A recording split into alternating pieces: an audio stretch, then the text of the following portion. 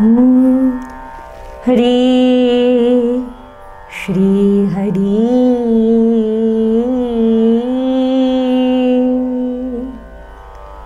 हरे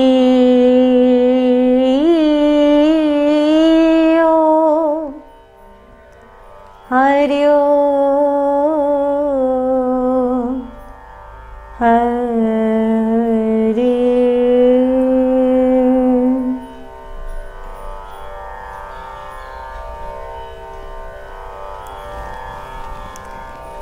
श्री गणेशाय नमः।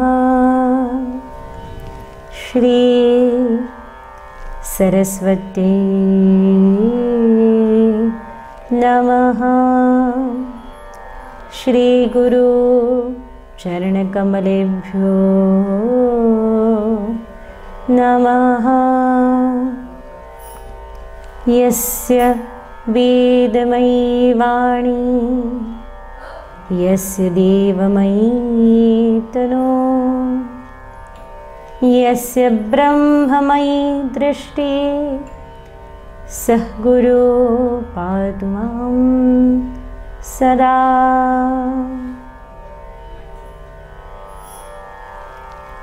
करारविन्दे न पदारविन्दं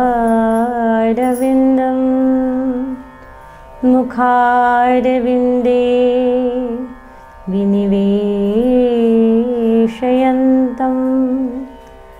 वटस्य पत्रस्य पुटेशयानं बालं मुकुन्दं मनसा स्मरामि। वसुदेवसुतं देवं कंसचाणूरमर्दनं देवकी परमानन्दं कृष्णं वन्दे जगद्गुरुं। नमामि सद्गुरुं शान्तं सच्चिदानन्दविग्रहं पूर्णब्रह्मपरानन्दम् ईशानन्दिवल्लभं माधुर्यरसकल्लोलां शिवशक्तिकुरूपिणीम् अमृतानुभवार्थाय वन्दे ज्ञानेशनन्दिनीम्।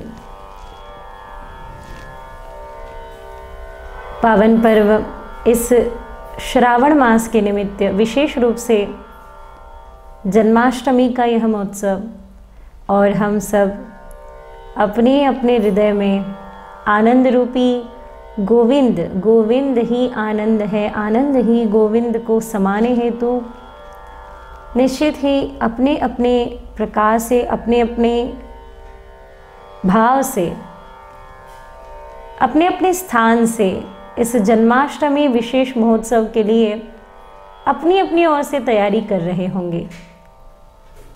जैसे चारों ओर प्रकृति अपना आनंद बिखेरे हैं, वैसे ही हम अपने मन का श्रृंगार, हम अपने चित्त का श्रृंगार श्रीमद् भागवत कथा के द्वारा यहाँ से आज आरंभ करते हैं। प्रथम दिवस, और जैसे कि हम सबको पता है, आनंदमयी इस अद्भुत भागवत सरिता के हम अगर साक्षी हो रहे हैं, होने का अवसर भी अगर हमें मिल रहा है, तो यत् कृपा तमहं वंदे, केवल और केवल ये कृपा का परिणाम है। बिल्कुल भी ऐसा नहीं है कि कहीं और हम बैठे हैं, कहीं और आप हैं। ये हमारे ही भीतर के सूत्र है, जो सूत्र एक कह सकते हैं कि एक सूत्र के द्वारा हम जहाँ बंधे हुए हैं, ये हमारे भीतर की मणि, नीलमणिन की माल, ये जो नीलमणि है, भाव रूपी, भक्ति रूपी, ये सारे मणि एक सूत्र से बंधे हैं, वे है श्री कृष्ण तत्व। और एक स्थान पे कहा है पुण्यवंता से 8वें पुण्य भूमि, यानी पुण्यवंतों को ही पुण्य भूमि का स्मरण होता है। पुण्य भूमि वृंदावन नगरी, जहाँ भगवान अपनी बाल लीला का विस्तार करते हैं।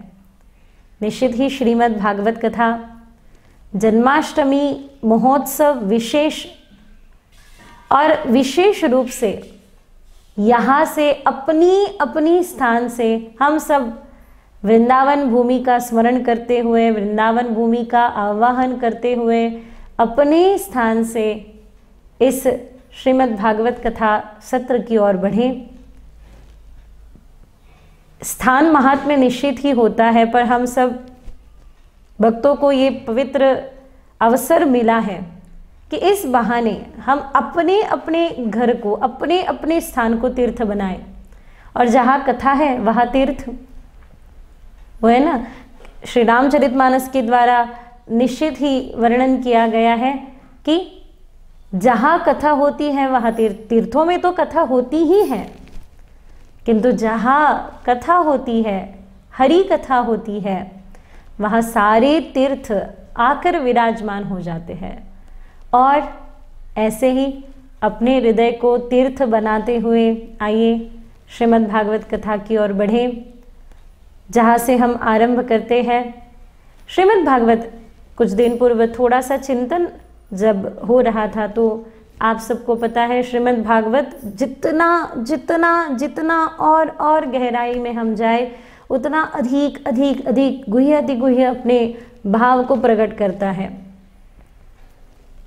कभी कभी तो इस परंपरा को प्रणाम करने का, बार बार बलिहार जाने का इच्छा और मन करता है कि इन परंपराओं ने, इन संत परंपराओं ने भिन्न भिन्न प्रकार से श्रीमद् भागवत में ऐसा गोता लगाया। जैसे वो आपके घर में टी बैग होती है ना, चाय, और टी बैग से आप उस चाय को जितना डीप डीप करते हो वो उतनी ही स्ट्रांग होती जाती है। बिल्कुल वैसे ही हम अपने इस गहनतम अद्भुत परंपरा से मिले हुए श्रीमद् भागवत में जितना अधिक अधिक अधिक अधिक गोता लगाते जाएंगे, उतने अधिक अधिक भीतर से स्ट्रांग होते जाएंगे। अध्यात्म का एक सबसे सुंदर पड़ाव कह सकते हैं, अध्यात्म का एक सबसे सुंदर भाव, अध्यात्म का एक सबसे सुंदर आरंभ ये है कि वो भीतर से संवेदनशील करता है और बाहर से हमें मजबूत, स्ट्रांग बनाता है।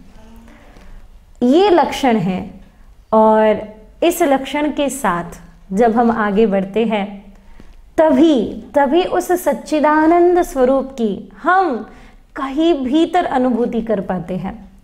और जैसे कि इसके पूर्व अनेकों अनेकों अनेकों वक्ताओं ने श्रीमद् भागवत कथा के माध्यम से हम सबके हृदय में एक अद्भुत आकृति, एक अद्भुत विग्रह की स्थापना की है। इस श्रीमद् भागवत कथा सत्र के द्वारा उसी विग्रह का हम पूजन करेंगे, क्योंकि अक्सर हम कहते हैं कि अगर आपको किसी ने प्रश्न किया कि गंगा जी, जो बहने वाली गंगा जी है, वो नई है या पुरानी, तो आपका उत्तर होगा कि तो बड़ी पुरानी है, हजारों वर्षों से भारतवर्ष में बहती आई है। और अगर हमने कहा कि क्या वही जल था जो जल कल उसमें आपने देखा, तो निश्चित ही आपका उत्तर होगा नहीं, जल तो हर समय परिवर्तित हो रहा है।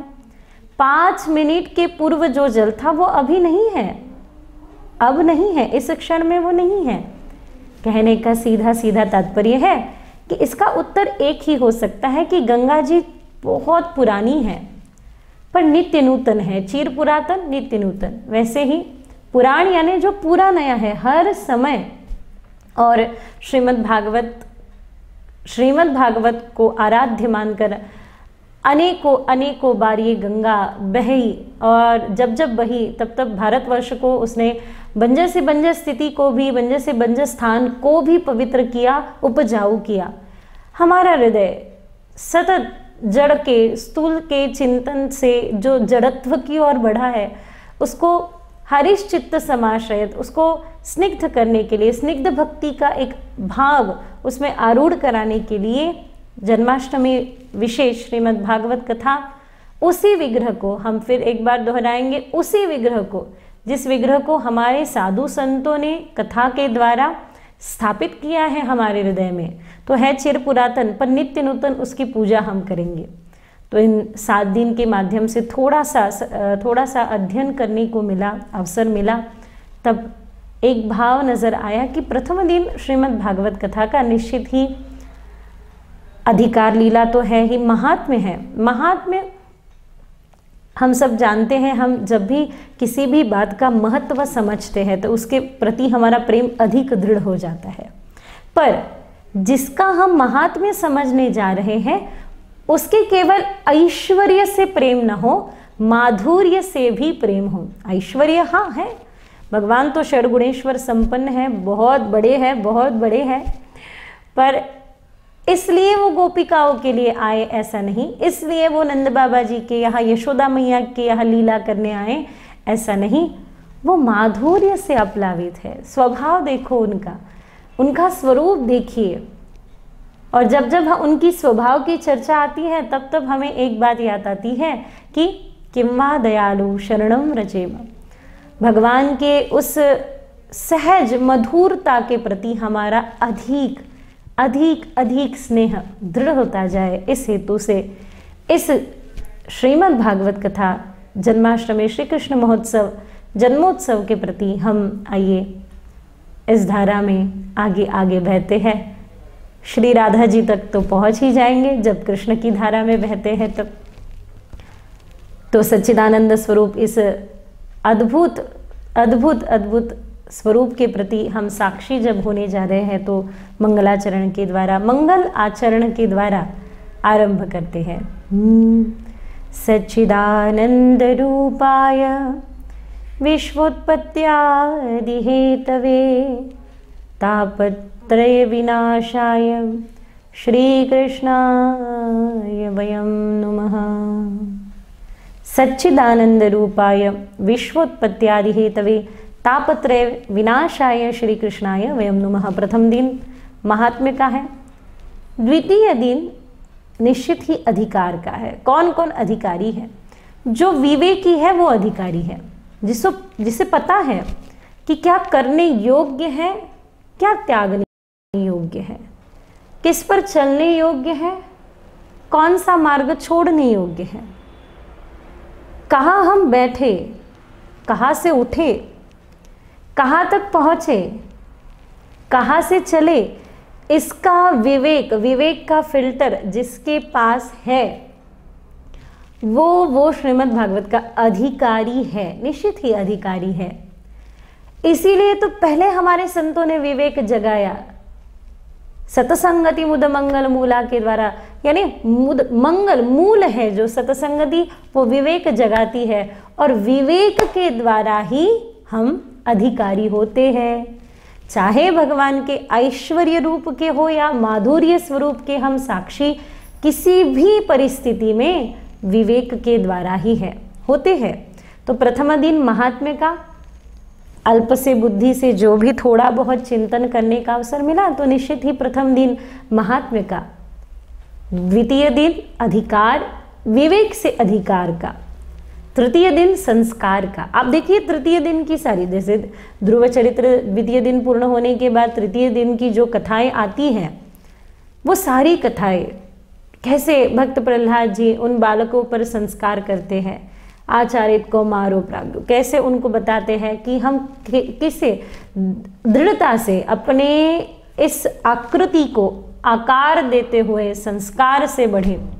क्योंकि जब तक महात्म्य यानी प्रेम न हो, जब तक अधिकार यानी विवेक न हो और जब तक संस्कार न हो, तब तक इस हृदय में कैसे प्रागट्य होगा?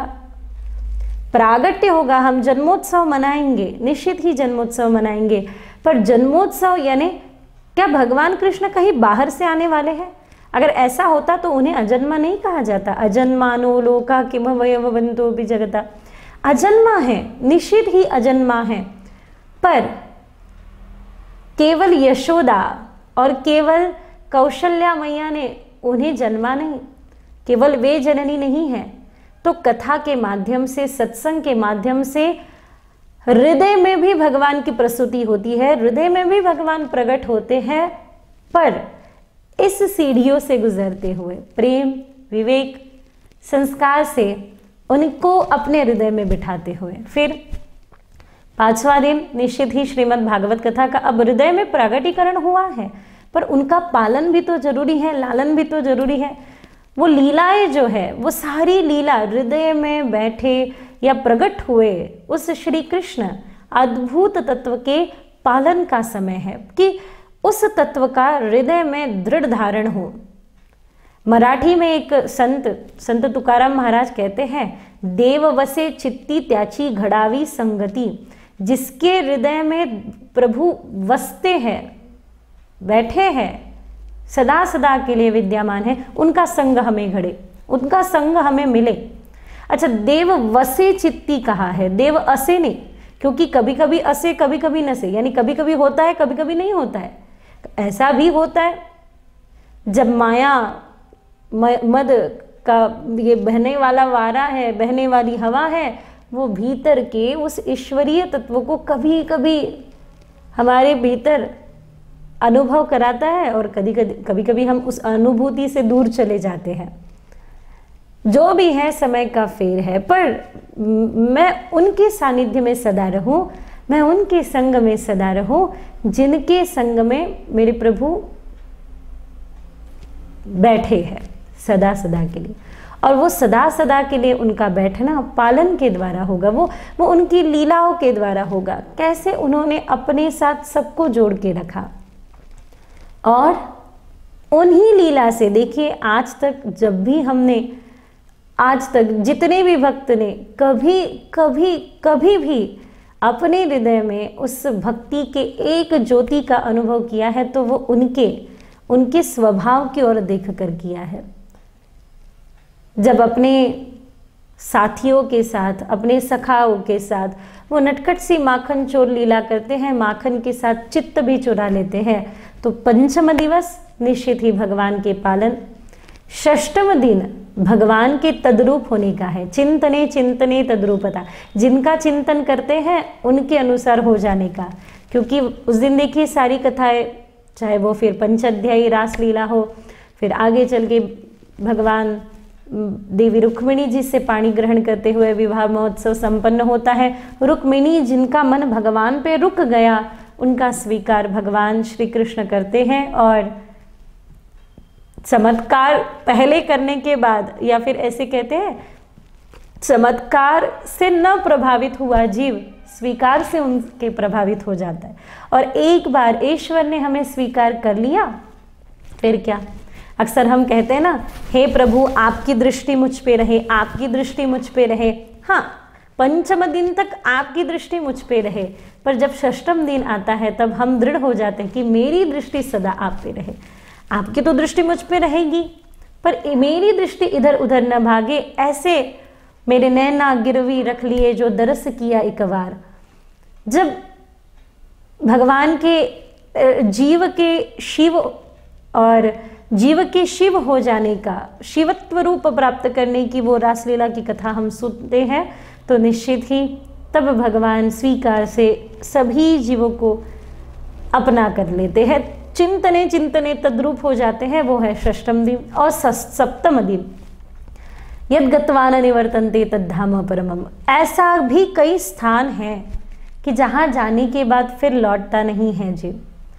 उस अनुभूति का दिवस है, कहीं बाहर नहीं, यही इसी क्षण में, अभी इसी पल में उस अनुभूति का क्षण यानी सप्तम दिन है। यानी ये इतनी सुंदर यात्रा है हमारी, जिस यात्रा से केवल कथा नहीं सुनेंगे, हम एक यात्रा करेंगे। क्योंकि वैसे भी कथा सुनना केवल एक समय अब है, काफ़ी समय है हमारे पास, तो कुछ करते चलो टाइम पास करते, ऐसा भी हो सकता है। दूसरा, कभी कभी ऐसा है ना कि हमारा सत्संग करना, हमारा कथा सुनना एक स्टेटस सिंबल हो जाता है कि अरे हम भी कथा सुनते हैं, हम भी सत्संग में बैठते हैं, ये भी हो सकता है। और ये कथा सुनना, सप्तम दिन की कथा तत्व दृष्टि से देखना, ये एक हमारी आध्यात्म मार्ग का शुभारंभ श्री गणेश भी हो सकता है। तो आप सबके साथ, आप सबके सानिध्य में ये सप्तदिन होने वाली अद्भुत अद्भुत अद्भुत कथा की ओर हम बढ़ते हैं, जहाँ हमने सुना सच्चिदानंद रूपाय विश्वोत्पत्त्यादि हेतवे, निषेध ही भगवान का स्वरूप सच्चित आनंद है। सत्य जो है चित यानी चैतन्य रूप। अच्छा, सत्य जो है पर आपके नहीं कहने से उसे कोई फर्क नहीं पड़ने वाला, और आपके है कहने से भी उसे कोई फर्क नहीं पड़ने वाला, ऐसा है। आकाश की तरह, गगन सदृशम। चाहे आप यहाँ बड़ी सुंदर सी अगरबत्ती जलाएं, या चाहे विचित्र से विचित्र दुर्गंध देने वाली कोई वस्तु जली हो, आकाश पे उसका कोई परिणाम नहीं होता। आकाश सदा है, वैसे ही वो है, सत्य रूप है। और चैतन्य, हाँ, निर्गुण निर्विकार परब्रह्म परमात्मा को हमारे संतों ने चैतन्य रूप में लाया है। अगर नहीं होते संत तो जल मरता संसार, ऐसे कहते हैं लोग। क्यों? क्योंकि कैसे समझते उस रूप को जिसका कोई आकार नहीं, पर हमारे संतों ने, हमारे भक्तों ने उन्हें, हमारे संतों ने और ईश्वर के भक्तों ने उन्हें आकार रूप में लाया। कहते हैं श्री एकनाथ महाराज ने तो एक पानी पिलाकर चर्म दृष्टि से देखने वाले, केवल गधा समझने वाले ऐसे लोगों को भी बताया, अरे इसमें भी तो है। नामदेव महाराज तो श्वान के पीछे भी घी की कटोरी लेके भागे, इसमें भी वही है। विठ्ठला, अरे कोरडी भाकर खाओ नको, अरे प्रभु ऐसे सूखी सूखी रोटी मत खाओ, थोड़ा घी तो लगाओ, कहते हुए हमारे संतों ने उन्हें चैतन्य रूप से पाया। इसलिए सच्चित और आनंद हम सबकी यात्रा जिस ओर है, अल्टीमेट उद्देश्य, गोल, हमारा अंतिम साध्य। अक्सर हम निवेदन करते हैं, पूछते हैं कि ठीक है, आप खेती में जाते, क्यों करते हैं खेती में क्यों जाते हो? ताकि आपके घर में कोई सुविधा आए, या फिर उसका अन्न धान्य आए। ठीक है, अन्न धान्य आई तो सुविधा आई तो आपने अच्छे से पालन किया अपने परिवार का, अपने परिवार का और अपने साथियों का। फिर उससे क्या मिला? सुख मिला। सुख से क्या हुआ? हमने आनंद की अनुभूति। पूरे कर्मों का अल्टीमेट, अंतिम अगर लक्ष्य कोई है तो आनंद है। किसी गृहिणी को पूछो, वो घर में काम करती है, किसी नौकरी करने वालों को पूछो, नौकरी करती हो क्यों? ताकि धन आए तो सुविधा आए, सुविधा आए तो सुख आए, सुख आए तो आनंद मिले। अंत तो गत्वा, जिस आनंद की ओर हम बढ़ रहे हैं, क्या आनंद को पाने के लिए हमारा जो भी उद्यम हो रहा है, वो आनंद को पाने के लिए अगर है तो क्या वो कर्म योग है?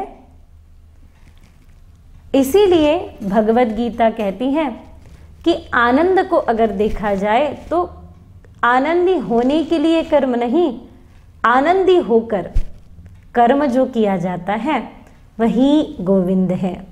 जैसे मैं इसलिए ये कर्म नहीं कर रहा हूँ या कर रही हूँ कि ताकि ये करने के बाद मुझे आनंद मिले, मैं इसलिए इस कर्म को कर रहा हूँ ताकि मैं प्रसन्न हूँ, मैं अपनी प्रसन्नता अपने कर्मयोग के द्वारा बांटना चाहता हूँ। अततो गत्वा, जिसे हम समेट के रखते हैं वो विषाद हो जाता है, और जिसे बांटते हैं वही तो प्रसाद बन जाता है। ऐसे भाव से, इस दृष्टि से अगर हम देखेंगे, इस तत्व से अगर हम देखेंगे, तो आनंद की, गोविंद की, आनंद रूपी गोविंद की प्राप्ति, तैतरीय उपनिषद में तो कहा भी है, साधन जन्य आनंद और स्वयं सिद्धानंद। एक साधन जन्य, जो वस्तु आई आनंद भी आया, वस्तु चली गई आनंद भी चला गया। घर में बहुत अच्छा टीवी लाया, टीवी है चल रहा, पर बच्चे खेल रहे, खेलते खेलते बॉल उसको जाके लगा, उसको तड़ा, यानी उसको क्रैक हुआ। सही में बताइए, उस वस्तु को क्रैक होता है कि यहाँ कहीं हृदय में थोड़ी सी तो हलचल होती है ना, कहीं तो भीतर।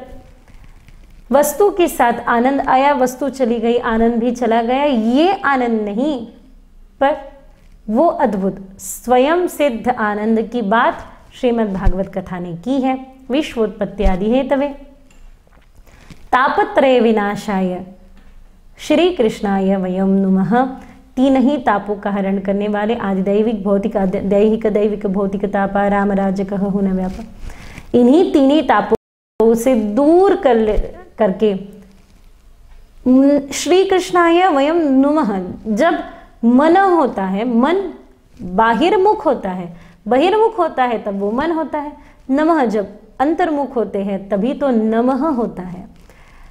कहाँ हम नमः होते हैं, कहाँ मन नहीं रहता, मन कहाँ, मन के विचारों के परे हम कहाँ चले जाते, कब चले जाते हैं, जब हम नमः की ओर बढ़ते हैं पूरी भाव से। वयम हम सब, केवल मैं नहीं, केवल आप नहीं, हम सब, हमारी सबकी चेतना, हम सब सुनने वाले, कहने वाले, बोलने वाले, देखने वाले, समझने वाले, लिखने वाले, पढ़ने वाले, सबकी चेतना जब नमः हो जाती है, यानी बहिर्मुख से अंतर्मुख हो जाती है, तभी इन स्वरूप के प्रति हम सजग होते हैं, इस भाव के प्रति हम सजग होते हैं।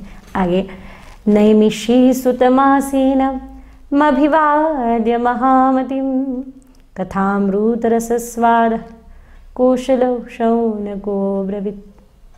जहाँ आप सब जानते हैं नैमिषारण्य की पावन भूमि, नैमिषारण्य की पावन भूमि में जहाँ ब्रह्मा जी के रथ का चक्र रुका, यानी मनोमय चक्र जहाँ रुका, वही कथा आरंभ हुई। स्वाभाविक ही मन में ये जो चक्र चल रहा है, प्लानिंग, बहुत सारी प्लानिंग, यहाँ से वहाँ जाएंगे, वहाँ से इधर जाएंगे, बस लॉकडाउन हट जाए फिर कुछ कर लेंगे, जो भी है ये मनोमय चक्र एक बार रुक जाए तो कथा जीवन में बिल्कुल वही कार्य करती है, व्यथा को हटाती है और कथा से हम अपनी स्थान से, मन से उत्थान करते हैं।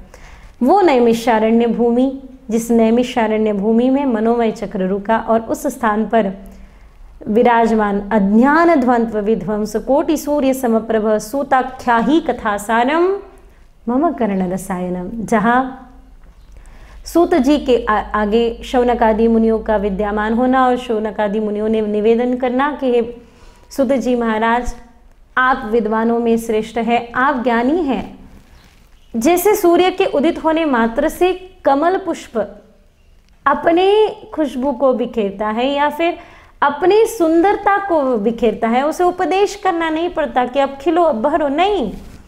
सूर्य के उदित मात्र होना और यहाँ पे उसका खिलना एक साथ ही होता है। ठीक वैसे ही बिल्कुल आपके आने मात्र से और हमारे चित्त में भक्ति का उदित होना ये एक साथ होता है। तो आपका सानिध्य कोटि कोटि सूर्य के समान है जो अंधकार को मिटा देता है। प्रकाश पाने के लिए क्या है, कौन सी चेष्टा हम करें, बस अंधकार मिटाने के लिए, प्रकाश पाने के लिए एक छोटा सा दिया जला दो, इतनी ही चेष्टा काफ़ी है अंधकार को मिटाने के लिए। बस वैसा ही, बिल्कुल वैसा ही एक संत का आना, जीवन में सत्संगति प्राप्त होना, वो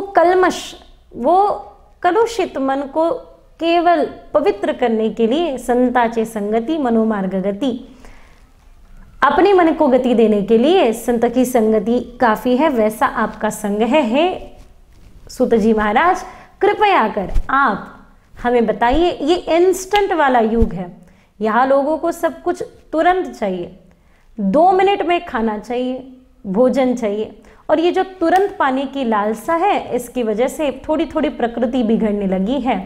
पर ऐसा कुछ होगा ना, ऐसा कुछ शास्त्र होगा, ऐसा कुछ तो होगा कि जिस माध्यम से कम समय में हम सारभूत सबको ग्रहण करते हुए हम तुरंत अपने हृदय में भक्ति का अनुभव कर सके, मन का उत्थान हो जाए और कभी ज़्यादा देर तक न ठहरने वाले ऐसे जीव को भी तुरंत कोई कथासार आनंद की प्राप्ति करा दे, वो स्वच्छ आनंद, वो शुद्ध आनंद की प्राप्ति करा दे।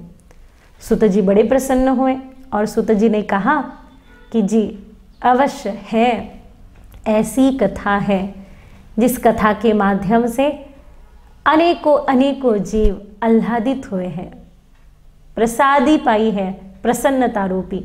तो ऐसी कौन सी कथा है जो कि देवर्षि नारद जी महाराज ने भी एक स्थान पे बैठकर सुनी और उन्होंने भी अपने दुख की निवृत्ति की। स्वाभाविक देवर्षि नारद जी का परिवार नहीं है तो वो बहुजन हिताय बहुजन सुखाय चलते फिरते घूमते रहते हैं।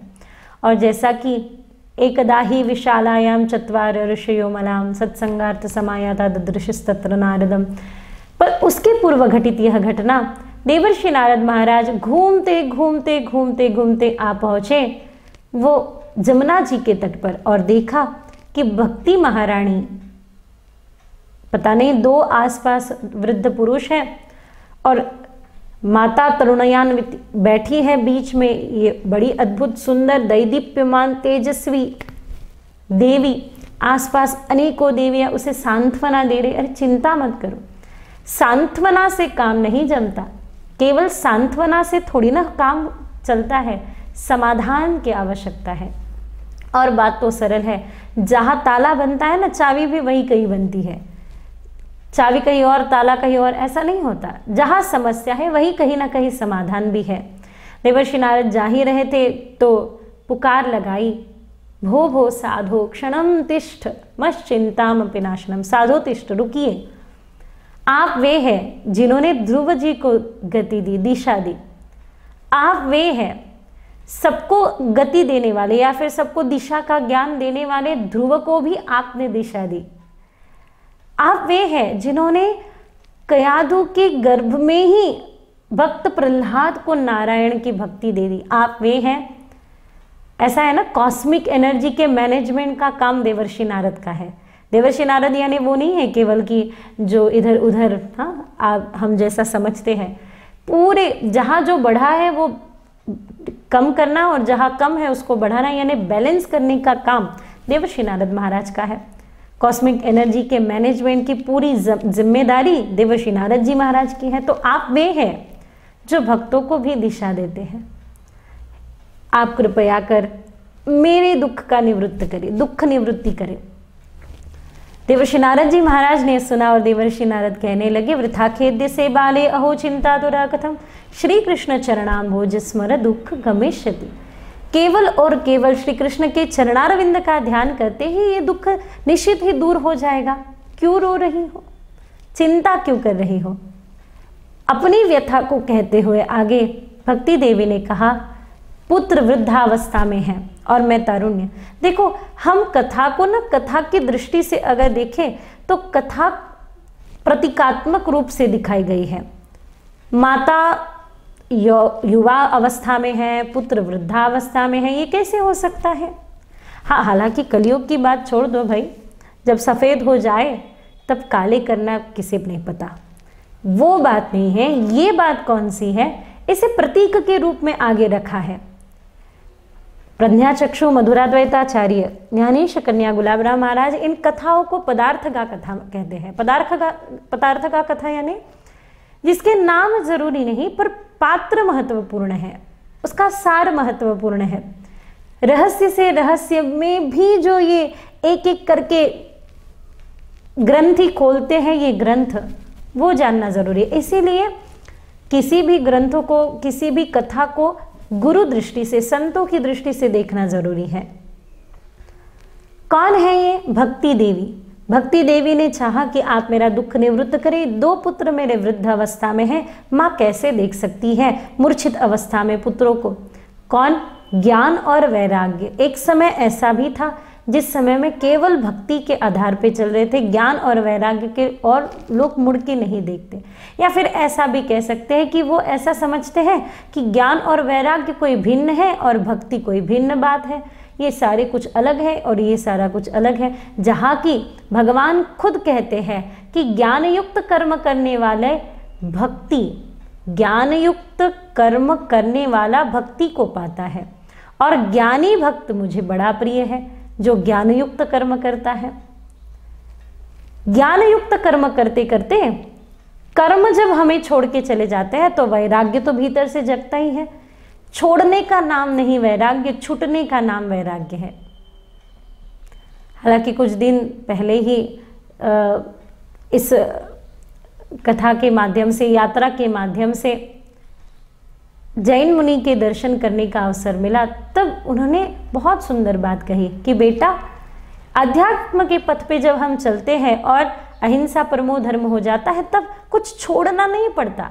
दिगंबर विशिष्टा जैन परंपरा में आपने देखा होगा, वस्त्र तक छोड़ना नहीं है, वो छूट जाता है। ये छोड़ना और छूटना, ये समझना बड़ा जरूरी है। जैसे कि बांधिए, सब मुट्ठी बांधिए, ऐसे पक्की एकदम टाइट टाइट मुट्ठी बांधिए, एकदम एकदम उसे पक्का करता चलिए, एकदम एकदम टाइट करते चलिए। हाँ, अब छोड़िए। हाँ, छोड़ने के बाद कैसा लगा? अच्छा लगा ना, थोड़ा स्वतंत्र लगा, थोड़ा सा अनुभव किया। पर ये स्वतंत्रता हमने कब महसूस की? जब हमने बंधन कुछ है ये अनुभव किया।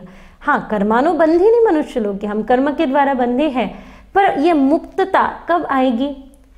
जो कहते हैं ना, हमने घर छोड़ा, हमने घर छोड़ा, हमने भोजन छोड़ा, हमने ये छोड़ा, अब तक समझ लीजिए कुछ नहीं छोड़ा। छोड़ा नहीं, छूटना जरूरी है। मीरा जी की जीवन की ओर देखना जरूरी है। मीराबाई साहब के जीवन की ओर देखिए तो उन्होंने कुछ भी नहीं छोड़ा, छूटा।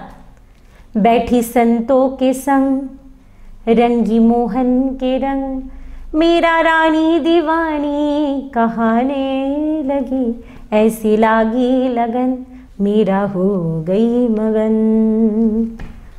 मीरा जी की जीवन की ओर देखेंगे तो उन्होंने कुछ छोड़ा नहीं है, छूटा है सब कुछ। और मैं अपने भाव को आप तक नहीं प्रकट करूं तो और किस तक पहुंचाऊं? निश्चित ही मैंने जितने भी संतों को देखा है, आपने भी जिन जिन संतों के जीवन चरित्र को सुना होगा, निश्चित ही देखा होगा कि उनके जीवन में जब एक प्रज्ञाचक्षु मधुराद्वैताचार्य गुलाबराम महाराज कहते हैं कि श्रद्धा दृढ़ होती है, तब अनर्थ निवृत्ति अपने आप हो जाती है। बहुत सारे लोग कहते हैं ना, आध्यात्म की मार्ग पे हमें आगे बढ़ना है, पर क्या करें, हमसे ये नहीं छूटता, वो नहीं छूटता, हम झूठ बोलना नहीं छोड़ सकते, हम तो गड़बड़ी नहीं छोड़ सकते, हम राग नहीं छोड़ सकते, हम द्वेष नहीं छोड़ सकते, या फिर खाने में ये हमसे नहीं छूटेगा भाई, ये वो हमसे नहीं छूटेगा। जब ये छूटने और छोड़ने की बात आती है ना, तब मुझे वो संतों की बात, संतों के शब्द याद आते हैं कि जब ईश्वरीय गुणों के प्रति हमारी श्रद्धा दृढ़ हो जाती है तो अनर्थ निवृत्ति अपने आप ही हो जाती है। अनर्थ निवृत्ति हो ही जाती है, हो ही जाती है। बस श्रद्धा को दृढ़ करिए। श्रद्धा दृढ़ कैसे होगी? कथा से। कथा श्रद्धा को दृढ़ करेगी। कथा के द्वारा जिन जिन भक्तों का उद्धार हुआ हमने सुना, वो सुनते सुनते श्रवण मंगलम, श्रवण मंगलम। और वैसे भी हमने अक्सर कहा है, भद्रम कर्णेभिः देवाः, भद्रम पश्येमाक्षभिर्यजत्राः, स्थिरैरङ्गैः सुष्ठुमागुंसस्तनूभिः देवहितं यदायुः। केवल और केवल भद्र, अच्छा, सुंदर श्रवण करने से जो भी अभद्र है, जो भी अनिष्ट है, जो भी अनर्थ है, उसकी निवृत्ति हो ही जाएगी। इसके बाद जब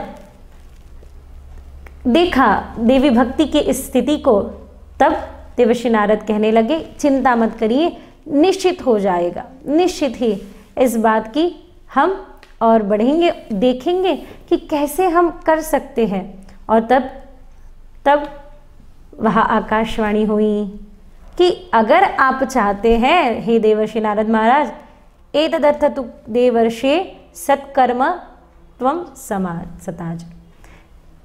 केवल सत्कर्म, आपको केवल और केवल सत्कर्म, इन दोनों को, ज्ञान और वैराग्य को मूर्छा से हटाकर फिर एक बार पुनर्जीवित कहना तो ठीक नहीं होगा, पर ऐसा कह सकते हैं मूर्छा उनकी हट जाएगी और फिर एक बार सबके हृदय में ज्ञान वैराग्य की स्थापना हो जाएगी। तो कैसे करेंगे? सत्कर्म तो बैठे बैठे नहीं कर सकते, उसके लिए तो थोड़ा सा कुछ चलना पड़ेगा, कुछ पुरुषार्थ करना पड़ेगा। तो ध्यान अवस्था में भगवान ने उत्तर दिया कि देखो, सब उत्तर भगवान थोड़ी ना देते हैं, कुछ संतों से भी पूछना पड़ता है। तो सत्संग करिए, सत्संग से उत्तर मिल जाएगा। सत्संग है तो बद्रिकाश्रम जाना हुआ, चारों कुमार से मिले। चारों कुमार, सनत कुमारों ने कहा कि देवर्षि चिंता मत करिए, ये सब हो जाएगा, आप तो आनंद मूर्ति हो, और वैसे भी चिंता करने से क्या होगा, चिंतन करिए। हाँ, एक काम करते हैं, हम थोड़ा सा नीचे आते हैं, देवी भक्ति जी को थोड़ा सा ऊपर बुलाइए, हम बीच में यानी हरिद्वार आनंद नाम के तट पर इस आनंदमय कथा का श्रवण करते हैं, गायन करते हैं। तो बड़ा अद्भुत वो प्रसंग, बड़ा अद्भुत वो क्षण, जहाँ सनत कुमार एक बैठे तो बाकी सुनते थे, देवर्षि नारद महाराज भी, और जहाँ सनत कुमार कथा कर रहे तो वहाँ अपने आप ही सब सब सब इकट्ठा हो गए, सब साधु संत महात्मा गण इकट्ठा होकर आरंभ कर दिया इस अद्भुत सदा सेव्या श्रीमद् भागवती कथा यस्या श्रवण मात्रेण हरिश्चित्त समाश्रयत, ऐसे अद्भुत कथा का आरंभ जैसे ही हुआ, वहाँ देखते ही देखते इस भावपूर्ण कथा को जब सनकादिकों के द्वारा देवर्षि नारद महाराज सुन रहे थे, तो तब सनकादिकों ने वर्णन किया कि देखो ये कथा है ही ऐसी। जब कथा सुनते सुनते वर्णन आता है कि स्वयं देवताओं ने भी लाया हुआ अमृत कुंभ राजा परीक्षित ने नहीं स्वीकार किया, क्योंकि अमृत से भी बड़ा राजा परीक्षित को प्राप्त हो चुका था। सुखदेव जी महाराज के आगे बैठकर जब राजा परीक्षित कथा सुन रहे थे, सुधा कुंभ गृहीत वैव देवस्तत्र समागमन, अमृत कुंभ देवताओं से लाया हुआ, उसे ना चुनकर कथा को चुना। उन्होंने कथा को चुना, इसलिए हमें भी कथा प्राप्त हो सकी, नहीं तो देवताओं से अमृत लेते और कथा देवताओं को देते, पर को काच को मणि, काच और मणि की तुलना नहीं हो सकती। वैसे ही ठीक स्वर्गामृत और ये नामामृत की तुलना कहाँ हो सकती है। नामामृत नामामृत है। मद्भक्त यत्र गायन्ति तत्र तिष्ठामि नारदा है, ये तो प्रत्यक्ष।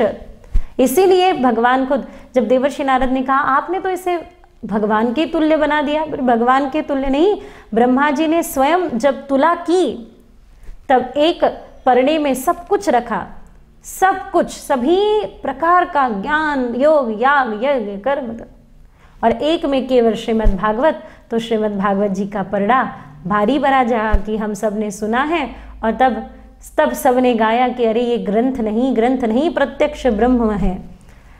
एकनाथ महाराज का एक बहुत ही सुंदर एक स्थान पे वर्णन आता है कि ग्रंथ नवेहा श्री कृष्ण गीते वेदी मम पूर्ण अनन्य होता या शरण क्वचित टळे जन्म मरण। शौनकादि मुनियों ने तो केवल इतना ही पूछा था कि दुख की निवृत्ति कैसे हो, पर सूत जी महाराज ने तो कहा कि अरे आपने सामान्य दुख की निवृत्ति पूछी, मैं तो उस दुख की निवृत्ति के बारे में भी बताऊंगा जो सबसे बड़ा दुख है। कौन सा? अनेकों लोगों को दुख है, पर सबका दुख समान नहीं। बहुत सारे लोग रोगी है इसलिए दुखी है, पर हर एक व्यक्ति रोगी है इसलिए दुखी नहीं। बहुत सारे लोग निर्धन है इसलिए दुखी है, पर बहुत सारे लोग हैं पर हर एक निर्धन है इसलिए दुखी नहीं। बहुत सारे लोगों को अपने लोगों का वियोग सहना पड़ रहा है, पर हर एक व्यक्ति वियोग में नहीं। तो दुख है पर सबका दुख समान नहीं, पर एक है जिसे हम सबको एक साथ भोगना ही, एक साथ यानी हम सबको कभी ना कभी उसका अनुभव करना ही है, वो है मृत्यु। काल व्याल मुख ग्रास त्रास निर्णाश हेतवे, इस महाभयंकर ऐसे भय से भी अगर दूर करने वाला कोई है तो वो श्रीमद् भागवत कथा है। और ये प्रत्यक्ष तेनेयम वांग्मयी मूर्ति प्रत्यक्षा वर्तते हरे, ये तो प्रत्यक्ष शब्द ब्रह्म है। इसका वर्णन करते हुए बड़े आनंद से वहाँ देखा। देखो नियोजक जो है होते हैं ना, नियोजक आयोजक को आनंद कब होता है? जब फलश्रुति उसकी मिली। और फलश्रुति क्या है? देवर्षि नारद महाराज सुनने वाले नियोजक है, कहने वाले वक्ता स्वयं सनकादिक कुमार है। आनंद कब हुआ? जब देवी भक्ति नाचते गाते अपने पुत्र ज्ञान वैराग्य के साथ हर्ष से वहाँ उपस्थित हुई। और जो नियोजक होते हैं ना, वो कहते हैं वही बैठना पड़ता है। और उन्होंने कहा, देवर्षि नारद जी ने देखा कि यहाँ बैठने के लिए स्थान नहीं, तो भक्ति जी ने पूछा कहाँ बैठे? बोले वही बैठिए जहाँ आप निरंतर बैठकर भक्तों को सदा सदा के लिए कथा का दान करते रहेंगे। आप कथा सुनने वाले हर एक भक्त के हृदय में जाके बैठिए, और अकेली मत बैठिएगा, अपने पुत्र ज्ञान वैराग्य के साथ बैठिए। ज्ञान वैराग्य अंग नहीं है भक्ति के, बिना अंग के भी व्यक्ति जी सकता है, पर पुत्र यानी क्या? पुत्र यानी फलश्रुति है जीवन की। तो पुत्र ज्ञान वैराग्य के साथ विराजमान देवी भक्ति सबके हृदय में विराजमान, और तभी सबने अनुभव किया कि पता नहीं, पर सबका चित्त एक साथ तुरंत शुद्ध हो गया। जय शब्द, नमः शब्द, शंख शब्द तथैव च होने लगा, और भगवान के अद्भुत स्वरूपांगमयी मूर्ति का सबने अनुभव किया, दर्शन किया, अनुभूति पाई। धीरे धीरे देवर्षि नारद कहने लगे कि चलिए, आपने अब तक जो कथा बताई सुनाई वो तो जो भगवान के सन्मुख है उनके उद्धार की कथा है, पर ऐसा कोई जीव है जो भगवान के विन्मुख होने के पश्चात भी श्रीमद् भागवत जी ने उनका उद्धार किया? बोले क्यों नहीं।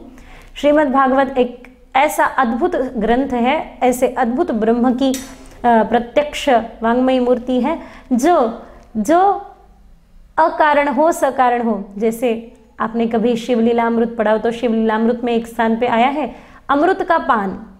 अमृत का पान आप जानबूझकर करिए, गलती से करिए, विवशता से करिए, किसी भी भाव से करिए, अमृत का कार्य करेगा।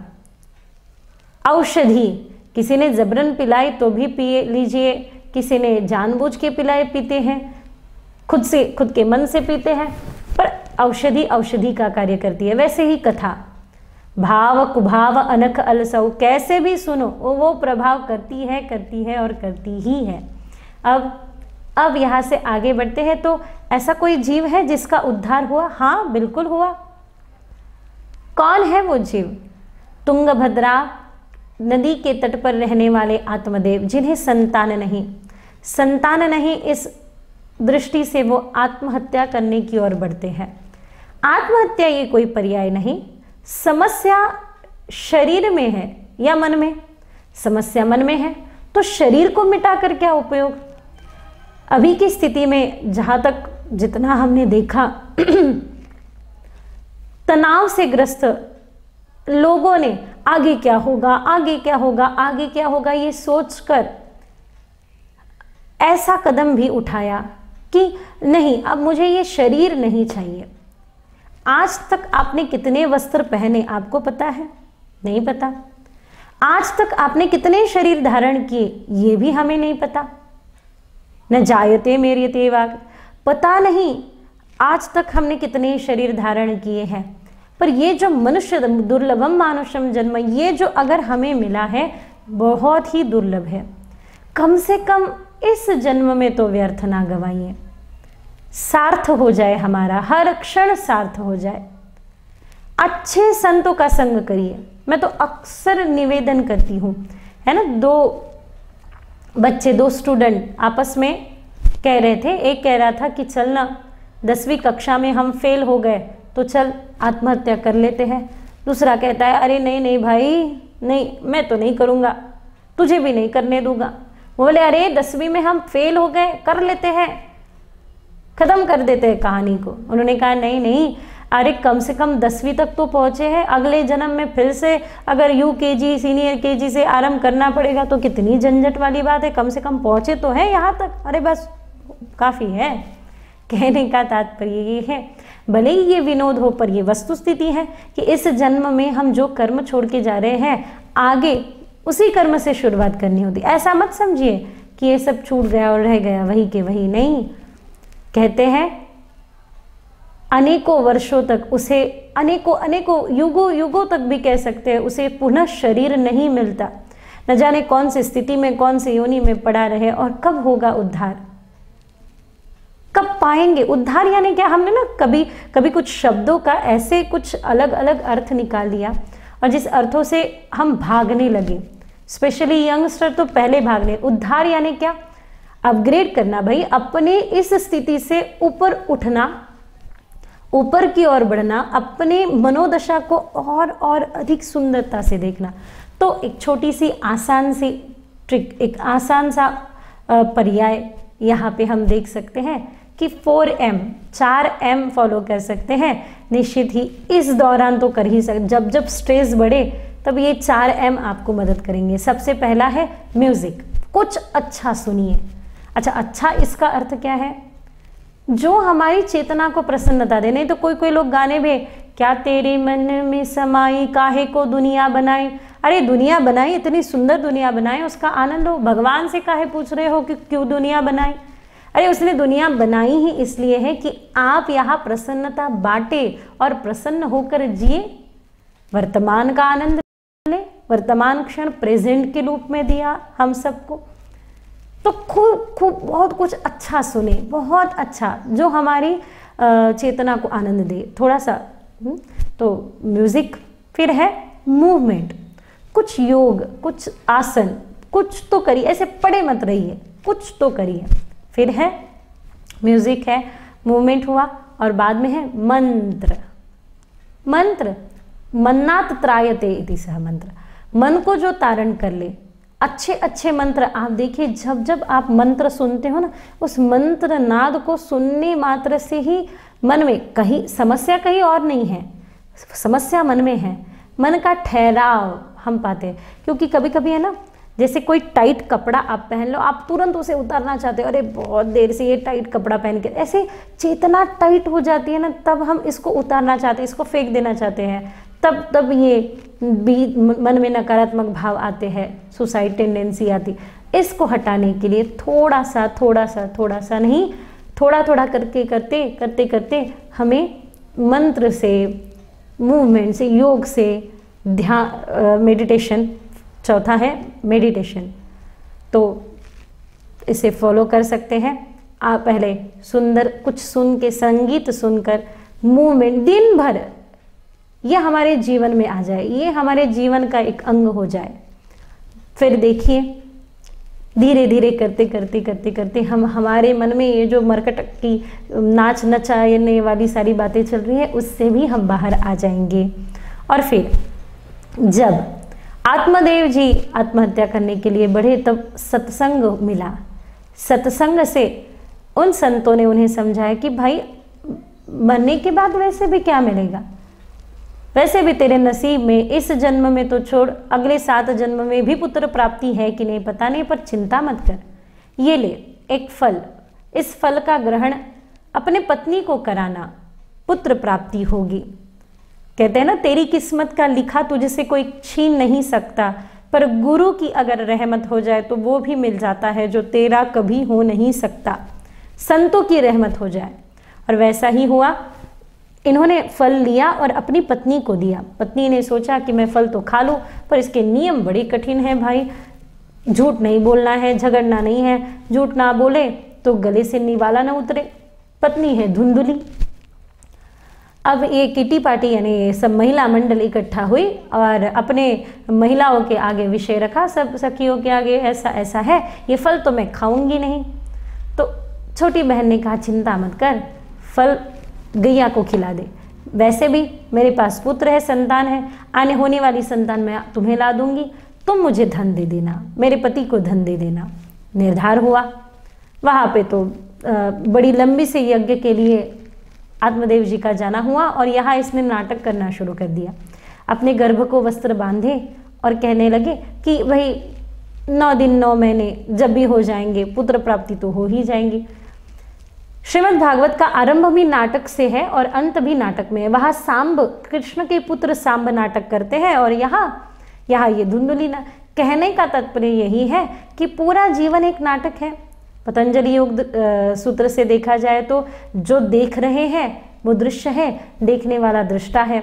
आप कहोगे भाई ये नाटक है, जैसे हम सीरियल देखते हैं, सीरियल में से सबसे प्रिय आपके पात्र को कुछ हुआ तो कितना रोते हो, बहुत रोते हो, उससे भी ज्यादा रोते आप हैं। क्यों? क्योंकि देखने वाला दृष्टा था, देख रहा जो दृश्य था। जैसे मैं आपके लिए दृश्य हूं, आप खुद अपने लिए दृष्टा हो, मैं अपने लिए दृष्टा हूं, आप मेरे लिए दृश्य हैं। ठीक वैसे ही ये जो दृष्टा दृश्य का खेल है, जब दृष्टा दृश्य से हट जाएगा और दृष्टा में आ जाएगा, तो ये जो नाटक है, ये नाटक दुखी नहीं करेगा। अनेकों प्रकार है, कर्म मार्ग भी है, योग मार्ग भी है, ज्ञान मार्ग भी है। और श्रीमद् भागवत तो भक्ति की गाथा है, भक्ति से भी हो जाता है, भक्ति से भी हम दृष्टा में अपने भीतर तत्व में आ सकते हैं। ये भक्ति की महानता है। भक्ति जब आती है तब अपने पूरे गुणों के साथ आती है, अपने गुणों को लेकर आती है। कैसे हम अपने भीतर आ जाते हैं? क्योंकि जिसने खुद को जाना है उसी ने खुदा को जाना है कहते हैं। तो हम धीरे धीरे करते करते करते करते उसी दिशा की ओर बढ़ते हैं। और जो ईश्वरीय तत्व मुझ में बैठा, खुद में बैठा, आप में बैठा, सब में बैठा, समाहित दिखाई देता है तो बड़ा आनंद आता है। और ऐसा ही नाटक जो है, दृश्य से दृष्टा तक आने की कला, ये कला यहाँ बताई जा रही है कि जीवन भी एक नाटक है।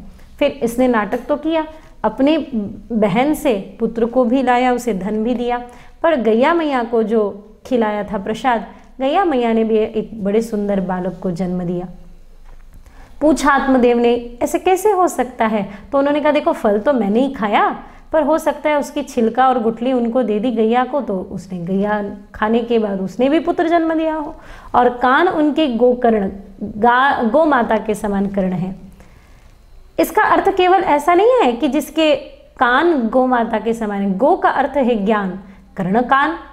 जो बच्चों के कर्ण पे बचपन से ज्ञान ही पड़ा हो, भगवान की कथा ही पड़ी हो, उसे, उन नन्हे नन्हे बच्चों को भी गोकर्ण कह सकते हैं। नन्हे बच्चे यानी जो अपने जीवन में बाल्यकाल से कान पे जिसकी ज्ञान पड़ा है, केवल ज्ञान को ही सुना है, वो भी गोकर्ण है। तो गोकर्णो पंडितो ज्ञानी धुंधकारी महाखल स्नान श्रौच क्रियाहीनो दुर्भक्षी क्रोधवर्जित।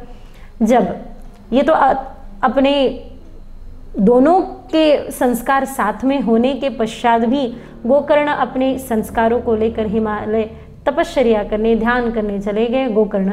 और यहाँ ये बड़ा धुंधकारी महाखल अपने हाथ में शस्त्र लेता, कभी किसी को मारता, कभी किसी पर अत्याचार करता, जो भी हो वो करता। धीरे धीरे करते करते ये सारा होने लगा। और तब अपने माता पिता को यातना देना। एक दिन तो इसने अपने माता पिता को केवल यातना नहीं दी, माँ का ताड़न किया, पिता को धक्का दिया, केवल और केवल धन के लिए। धुंधकारी ये तक नहीं देखा कि अपने माता पिता है जिन्होंने मुझे पाला है, मुझे सब सुख दिया है। अब आई अवस्था आत्मदेव जी महाराज की। आत्मदेव जी सोचने लगे कि देखो घर छोड़कर जाने इतना वैराग्य नहीं है और घर में रहने इतनी सहन शक्ति नहीं है। कभी कभी हम देखते हैं ना, कथा को एक पात्र के द्वारा दिखाया जाता है, पर ऐसा लगता है अरे ये तो मेरे जीवन की गाथा है भाई कथा। मुझे भी ऐसे ही घर में रहने इतनी सहन शक्ति नहीं और घर छोड़कर जाने इतना वैराग्य नहीं, तो करे तो क्या करे, कैसे करे? तब किम करोति क्व गच्छामि को मे दुख व्यापोसे प्राणास्त जामी कष्टे कष्टे महा दुखे मम संस्थिताम। कौन मेरे इस दुख को दूर करेगा? और तभी गोकर्ण जी जिनका दर्शन प्राप्त हुआ, गोकर्ण जी ने बहुत सुंदर उपदेश किया है। हम सब जानते हैं इस उपदेश की महत्वता क्या है। देहांस्तिमांस रुधिरे नीमति त्यजत्व। ये शरीर है, ये शरीर को सर्व कुछ मत समझिए। हाँ है, कुछ तो है। मराठी में जैसे क्या, डोळे तुम्ही घ्यारे सुख बघाल विठ्ठलाचे मुख। इन आँखों से ही प्रभु के दर्शन होंगे, कानों से ही तो हम श्रवण कर पाएंगे। जिनके श्रवण समुद्र समाना कथा तुम्हारी सुरभि श्री नाना। तो ये तो निश्चित है, पर सर्व कुछ है शरीर पर, सब कुछ है ऐसा मान के मत बैठिए।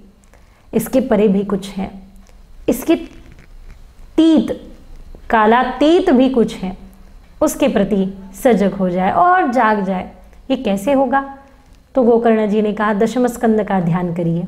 दशम स्कंद श्रीमद् भागवत कथा को गाने लगे। सुनते सुनते सुनते सुनते ये अवस्था हो गई आत्मदेव जी की, वो तो भाव विभोर होकर भगवत में हो गए। भगवान के यहाँ वैकुंठ धाम गमन कर गए।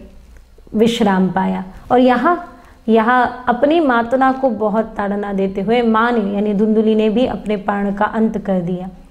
अब ये इन 5 वैश्याओं के सानिध्य में रहता, 5 वैश्याओं के साथ रहने वाला, ये बड़ा खल इधर उधर से कुछ धन आता इकट्ठा करता या फिर नहीं तो चुरा के लाता। एक दिन इसने राजा की यह चोरी कर ली। वैश्याओं ने सोचा, नृत्यांगनाओं ने, उस नर्तकियों ने सोचा कि ऐसा अगर ये करते रहा तो धन, ये बड़ी चोरी पकड़ी जाएगी। बांधा गया उसे, जहाँ सोया था वहीं बांधा। मुख में चिल्लाता था तो मुख में कपड़े डालकर उसका मुख बंद कर दिया गया। गले को पकड़ के मुख में कोहले डालकर क्या कुछ नहीं करके अंत में उसे मार दिया गया। मरा पर प्रेत योनि को गया। दुर्लभ मानुष जन्म हमने सुना, पर अब प्रेत योनि मिली है। इस प्रेत योनि में उद्धार बड़ा कठिन है। मनुष्य योनि ऐसी है जहां उद्धार हो भी सकता है। उद्धार यानी हम फिर एक बार देखें तो अपने स्थान से ऊपर उठ सकते हैं, पर कठिन है वो है प्रेत योनि में उद्धार पाना, या अन्य किसी योनि में उद्धार की सोचना, राक्षस हो चाहे गंधर्व हो और अन्य यक्ष हो और कोई योनि।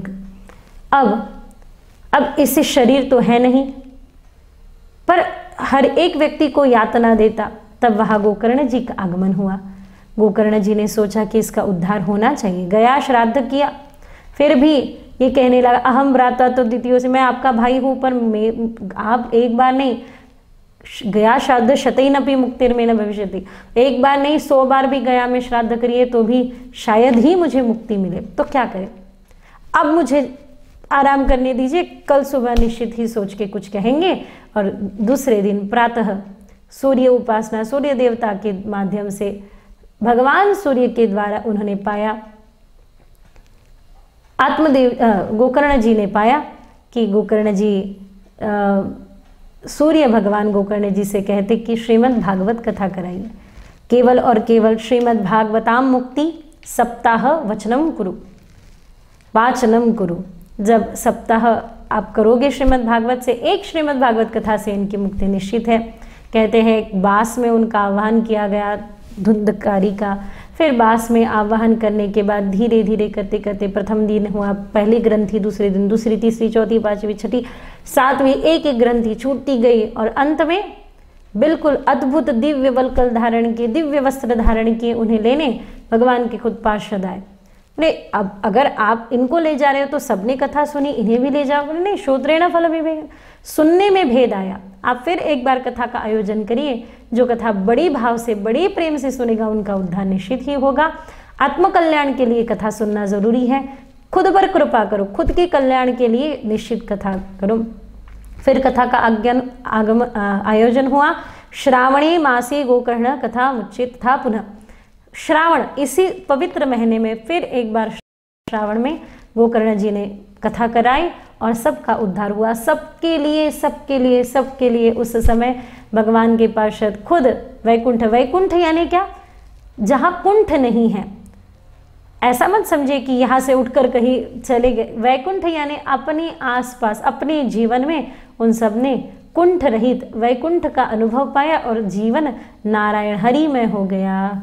हरि नाम स्मरण करते करते प्रभु समर्पित, प्रसन्नता का पात्र हो गया। तो ऐसे ही इसके पश्चात अनेकों कथाओं के द्वारा हम आगे बढ़ेंगे। श्रवण विधि है कही हुई, कैसे सुनना चाहिए। तो केवल बुद्धि से सुनेंगे तो तर्क मिलेगा, तत्व नहीं मिलेगा। केवल भावना से सुनेंगे तो भावना में बहते चले जाएंगे।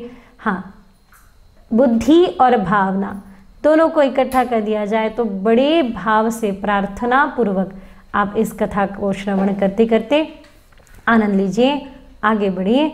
और कथा के श्रोता वक्ता अनेक है। जैसे भगवान नारायण ने ब्रह्मा जी को कथा दी, सृष्टि की उत्पत्ति है, तो कथा क्यों हुई ये भी जरूरी है। कथा का संकल्प क्या है, इसलिए कथा का संकल्प जो दिलाया जाता है ना, वो बड़ा महत्वपूर्ण होता है।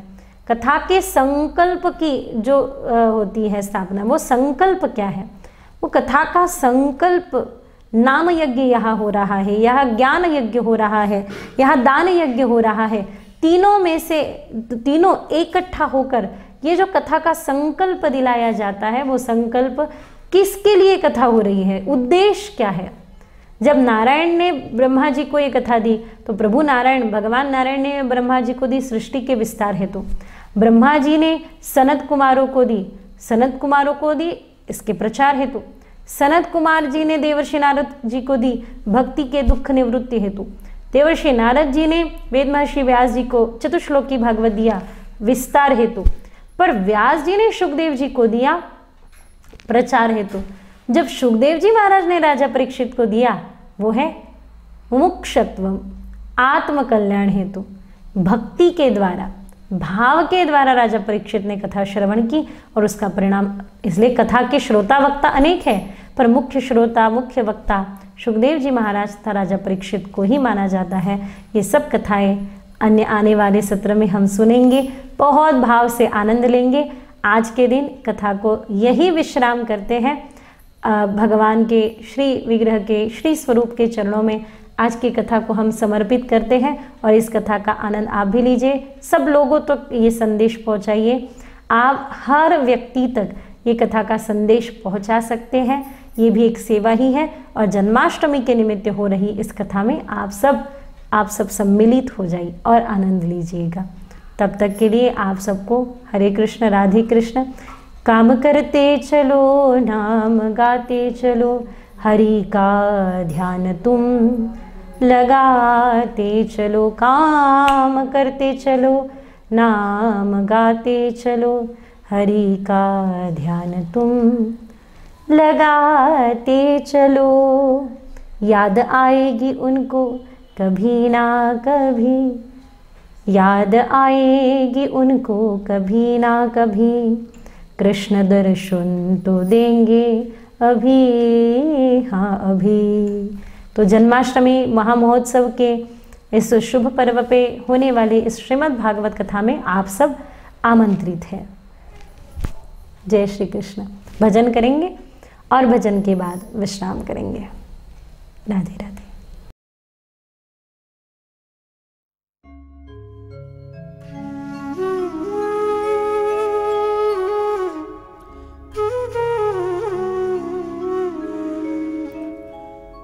पापानि दुःखानि क्लेशानि हरयति इति हरि। जिसके नाम मात्र से दुख क्लेश हरण हो जाते हैं, नष्ट हो जाते हैं, वही तो हरि है। जगत का अंतिम सार है उसका नाम।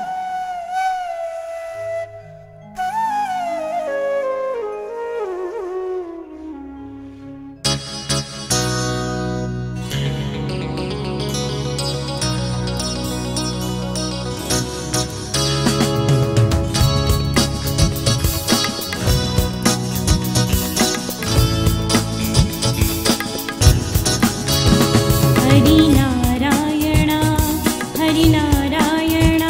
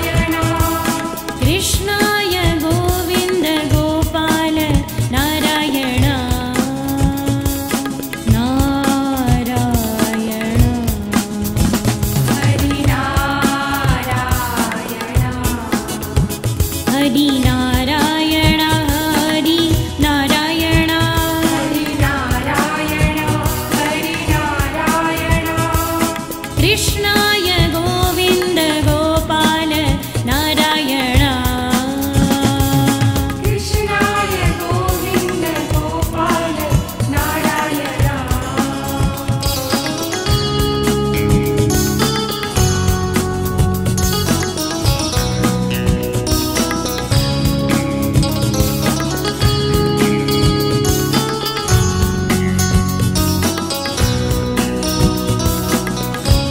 हरि नारायण हरि नारायण हरि नारायण हरि नारायण कृष्णाय गोविन्द गोपाल नारायण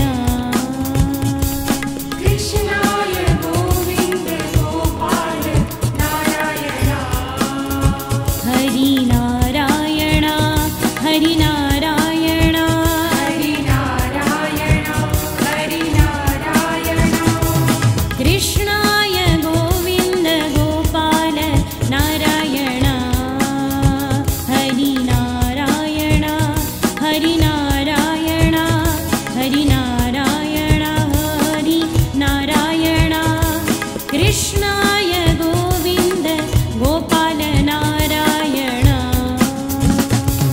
कृष्णाय गोविन्द गोपाल नारायण हरि नारायण हरि नारायण हरि नारायण हरि नारायण नारायण हरि नारायण नारायण हरि नारायण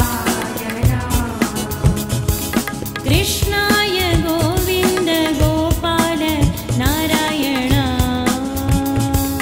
कृष्णाय गोविन्द गोपाल नारायण हरि नारायण हरि नारायण हरि नारायण हरि नारायण कृष्णाय गोविन्द गोपाल नारायण नारायण हरि नारायण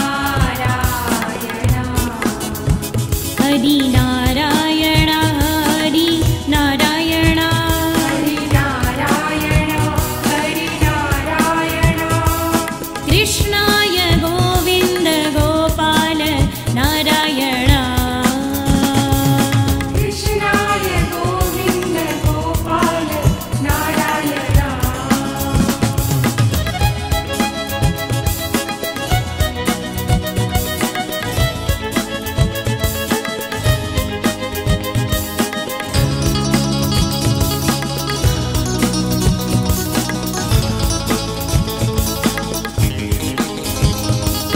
राधे